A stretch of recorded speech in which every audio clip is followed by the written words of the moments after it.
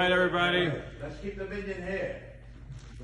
First of all, great job, Dr. Lebrado. We show Yashikayach on a beautiful hollow, musical hollow this morning. And everybody, please help yourself to breakfast. We have custom breakfast to go. Anybody wants to sponsor breakfast, please let me know. Just an interesting thing. Somebody asked me a question just yesterday. He goes, are the Jewish people considered part of the 70 nations of the world? And the answer is no, we're separate.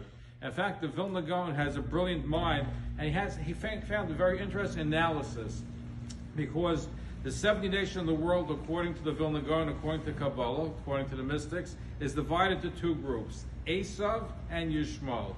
So we bring 70 sacrifices on Succos for the nations of the world. 35 go towards Esav, 35 go towards Ishmael. That's what it is. And he says also in Kabbalistic literature, when you refer to Ishmael, you refer to them as Seir Izim, and Esav is referred to as Seir. And he said, if you look at the laning, you'll find something very, very interesting. Because if you do the math, if you do 35 for Esav and 35 for Ishmael and the Karbanos, it has to add up. So on the first day, how many Karbanos we bring the first day? We bring 13. And the Torah says on the 13th, on the first day, it says you bring Seir Izim Echad, which really means Ishmael. The second day we bring 12. Also the Torah says Seir Izim. 13 and 12 is 25. So in order to get the magical number of 35, which is for each group, the next day, instead of bringing 11, you would have to bring 10.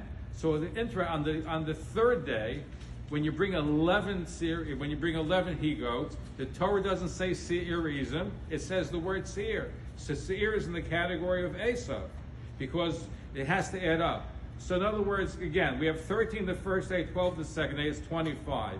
And this goes towards Yishmael's count. On the third day, when we bring 11, it can't go towards Ishmael because you would have 36. So the Torah switches the terminology to use the word Seir, which is 11. And on the fourth day, it goes back to the word Seir to represent Ishmael, which 10 were given. So now you have 13, 12, and 10, you have 35. And the rest of the days, when we bring the Karbanos, it says the word Seir represents Esav. So you have a code, a hidden code within the text that shows the 70 nations that represent 35 towards Esav, 35 towards Ishmael. And this is what we bring sacrifices and Sukkot. We bring to the nations of the world, the 70 nations, which is evenly split. And you look even today, you have the Western world and the Arab world. So you have Ishmael and you have the descendants of Esav. Right? Western Europe is considered Esav. So we have the 35 embedded in code inside the actual Torah portion, which is fascinating, which the Vilna Gaon without computer is able to figure out. Have a good night.